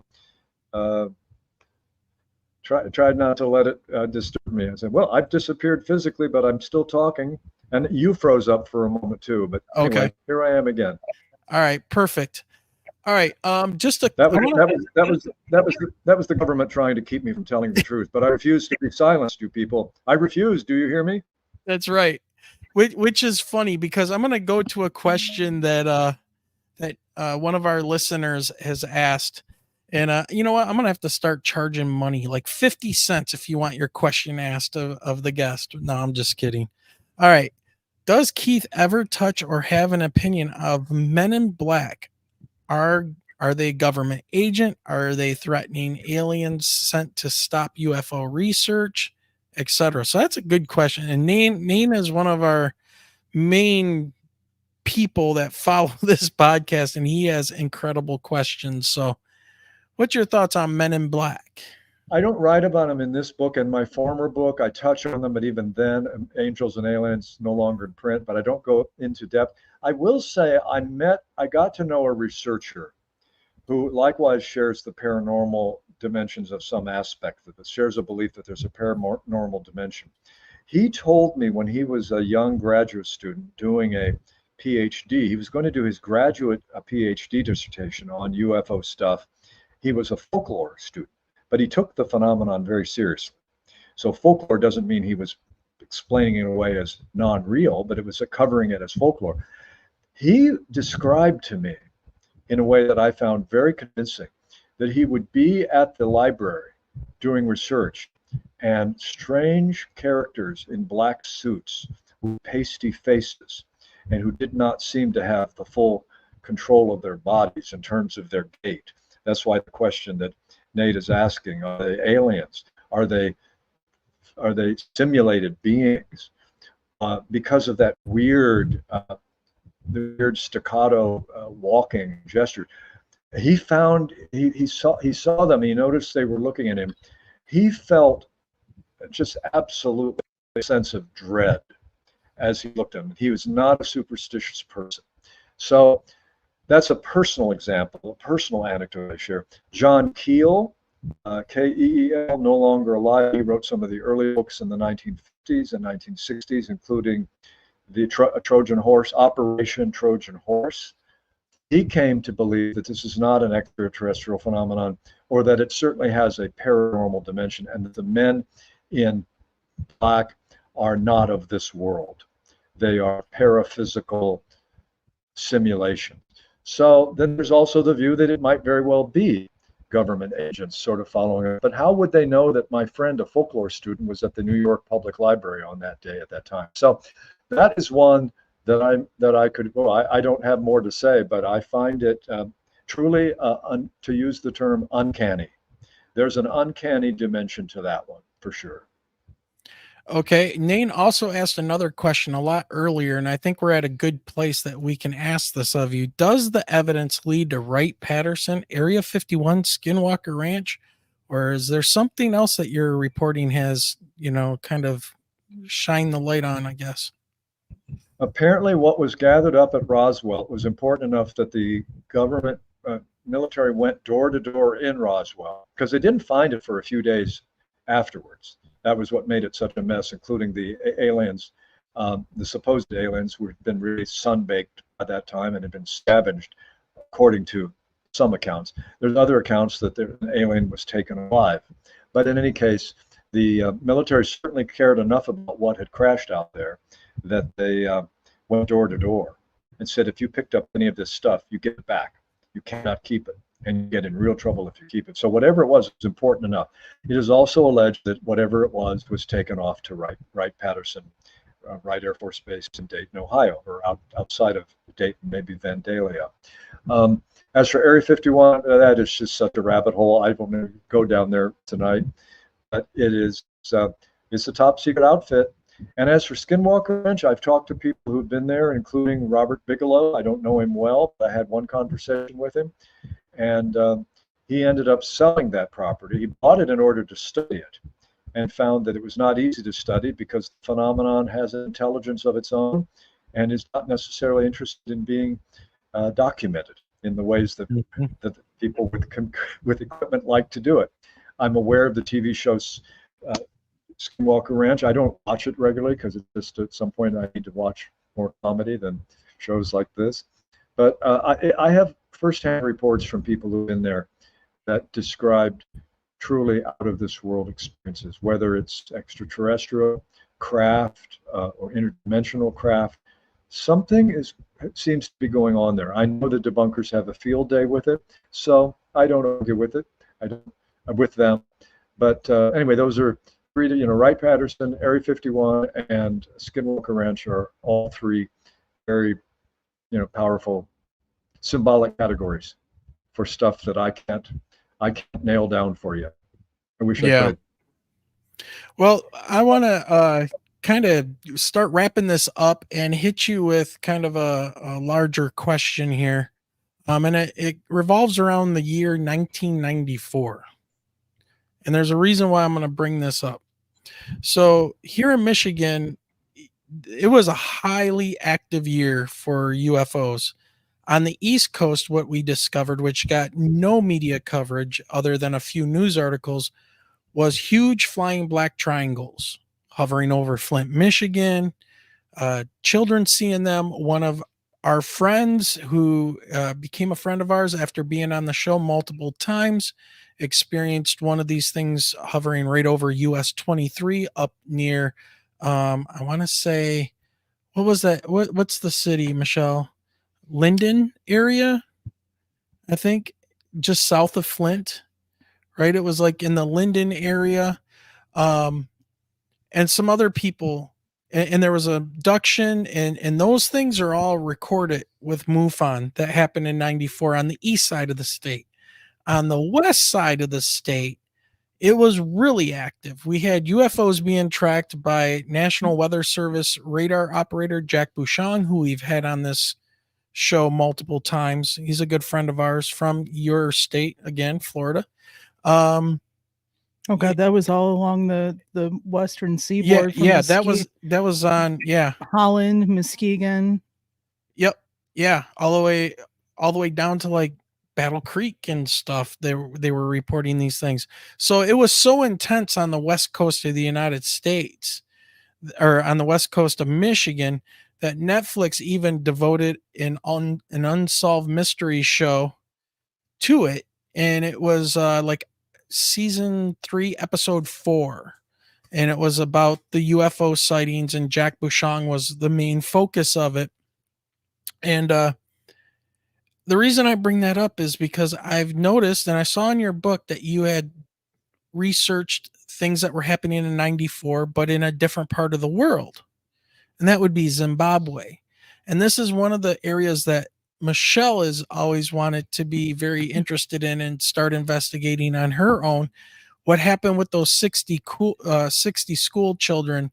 So can you tell us a little bit about, I'm sure a lot of people probably already know, but you did some digging and stuff into the Zimbabwe school children in 94. And I just find it very odd that that was going on at the same time here in Michigan. We were having UFOs taking water out of Lake Michigan. And well, not only that, but who also, paid off the one witness who, recanted the story years later, saying that it was all a hoax. Yeah. So your thoughts? Okay. Well, first of all, the calendar year phenomenon, the global phenomenon, these events happen in the same period throughout the world.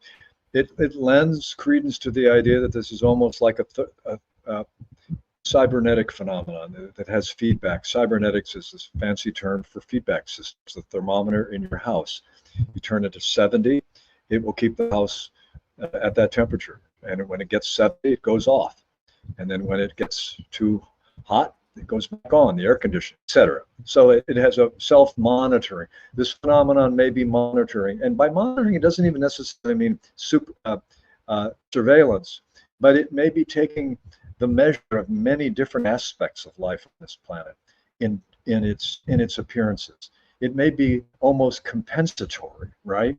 If you know what I mean. There's some kind of a larger system of equilibrium. So, but yeah, the global phenomena in particular years. Zimbabwe, school called the Aerial School, a private school. That's it. Yep. In town of Ruwa, Zimbabwe. Interestingly, the teachers and staff were all at an indoor meeting. All the kids were on the playground. That doesn't mean there weren't any teachers. Maybe there was a supervisor. But 60-some kids were on the playground. They began to notice some kind of glinting light coming down. It was an apparent craft. I'll just call it a craft. Apparent. That's what you would call a craft. Unusual, to say the least. Non-conventional. Out of the craft appeared beings that were sort of floating, but also moving on the ground, with deep dark eyes, which is very much a common theme. A young girl named Emily Trim, 8 years old, locked eyes with this alien, and it locked its eyes back, and she felt a transfer of information, telepathic, that suggested that the planet needed us to get better at taking care of things. She said she got word that we should not become too technologized. Interesting word, it doesn't really exist, but it's the 8-year-old's version. She got it through telepathy. Several other students got the same thing. They went inside, told the teachers. The teachers said, "Oh, you're making up stories." Then it was reported throughout Zimbabwe that some kind of craft had been seen. The craft then eventually took off. The students were interviewed. They did their own drawings of the craft, which I feature in the book. John Mack, the Harvard psychiatrist who became famous for studying the abductions, he flew in to look at it. So it's a very, very big mass case. And yet it's a perfect example of how this just does not shake through. It was widely reported in Zimbabwe. The BBC picked it up, although one of their reporters nearly had a nervous breakdown because he said he had been in military settings and it was less traumatic than to deal with this response to the UFO thing. He was deeply, it's a very difficult thing. I use the Emily Trim case, by the way, as an example of, I use the Joseph Campbell 3 stages of initiation. An event like a UFO, first of all, it takes a person away from their normal reality. Same as my 14-year-old experience on the rooftop. There's separation from what you consider normal. Then there's generally a period you're betwixt and between. You're not quite who you used to be, but you're not quite who you're going to become. So there's a long period like in a wasteland when life feels marginal. And then finally there's a return to society when you've resolved and come to terms with what you've experienced.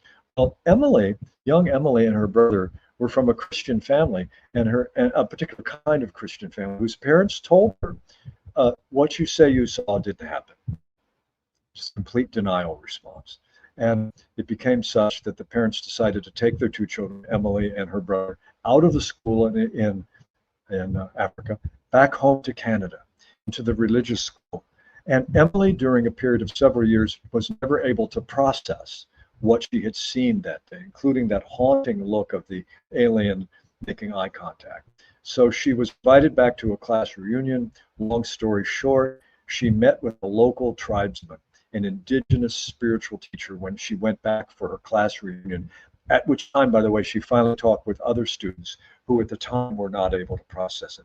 So they did a lot of the therapy work, you might say, that was necessary that didn't get done at the time. And this spiritual indigenous teacher told Emily, you must speak of what you saw. You must bring that forward in yourself in some way. You must allow that to live because you were a witness to something important. And she therefore was able to leave this middle ground, this vast wasteland when things were neither here nor there. She wasn't who she used to be.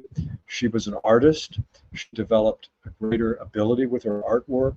She began to use more colors. She today is older now and in her 30s. I emphasize that aspect of the Zimbabwe story to indicate that these are transformational experiences. And when we leave them to fester inside of us without in some sense bringing them forward, we pay a psychological price and a spiritual price. So that to me is the deeper significance of the Zimbabwe Africa case. And I deal with it in a chapter called Mourning in Zimbabwe. It's a chapter entirely devoted to that African sighting. And once again, everybody, the book is The UFO Paradox, The Celestial and Symbolic World of Unidentified Aerial Phenomenon by Keith Thompson. You guys got to pick up this book. Like I said, I read the intro. I had to stop because I was just going to keep on going. And it immediately grabbed my attention and made me want to finish it. So it's very well written and it's put together great. So, and just like that, Keith, we are an hour and 53 minutes in, almost at 2 hours. And just like that, time dilation happens. So I'm going to present you with this last question. What do you think should be the path for moving forward with UFO research? I think I will repeat that I think this is, that there's a time now when the term experiencer is getting, it's a kind of an awkward word, but the word experiencer is getting more and more play. More and more witnesses are saying, are learning to acknowledge something happened. I saw something, I experienced something. And I think the future of this belongs to the witnesses. People say, is your book about disclosure? And I often laugh. I go, not in the sense that you're asking. I'm not an expert like Richard Dolan, who is a man I respect, other UFO researchers who make the disclosure piece front and center. But I say, yes, it's about disclosure. This phenomenon is about disclosure. It's disclosing itself. So the events themselves are disclosures. What happened in Zimbabwe was disclosure. What happened to the 2 witnesses in Pascagoula, the 2 guys fishing. So we are the disclosure. So with that, I would also simply say, be critically minded about reality. Don't believe everything you hear. There's a lot that goes on in the human potential New Age world. You don't have to take at face value. And I say human potential or New Age or fringe world. UFOs are still considered an official fringe phenomenon. So you don't have to, there aren't a lot of things you have to believe. Something is going on. These events are real. But I must say, the same events that show up on radar and meet all the criteria of physical objects also very often, and this is where the paranormal dimensions kick in, they often will split into 2 craft. One more dense, one more transparent, and then break into orbs of light, and some then will descend into the ground and then disappear like a TV set turning off. So in one phase, it's material, physical, showing up on radar with a temperature signature consistent with an object, then disappears in plain sight like a poltergeist. That is not easy. I agree. I don't think it's a phenomenon that conventional science is going to respond, but a kind of science that we have to, a science of our inner and outer lives. It's going to be a phenomenon, a science that can respond to the phenomenon of synchronicity, which involves mental and physical events in alignment in a way that the Western model of subject-object distinction, mind and body, are separate. They never overlap. Again, this is a phenomenon that didn't get the memo, and the phenomenon does overlap, the mental and physical. So in the largest sense, be willing to have what the Zen master Suzuki Roshi called beginner's mind.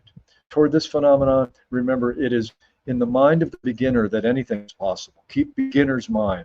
Be open to that which is beyond your current beliefs. It is often the expert that is certain, well, that's not possible.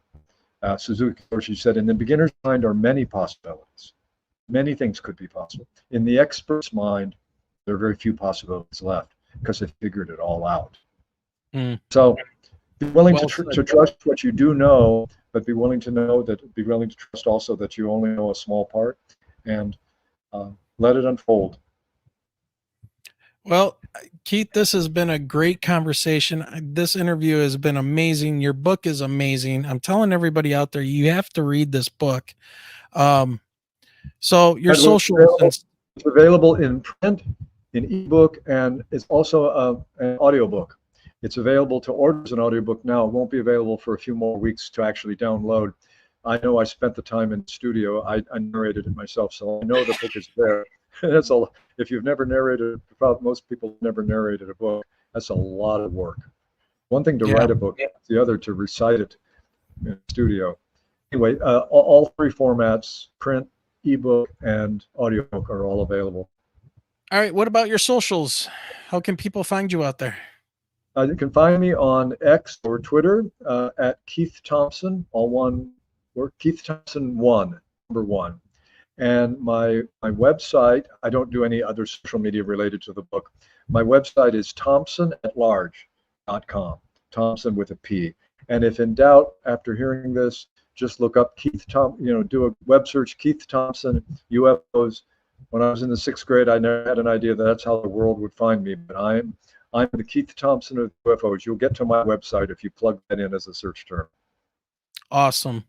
Well, this has been great, Keith, and we've loved having you on the show. I've been looking forward to this for a long time, and glad we finally got to speak. And I guess with that, I'm going to say good night.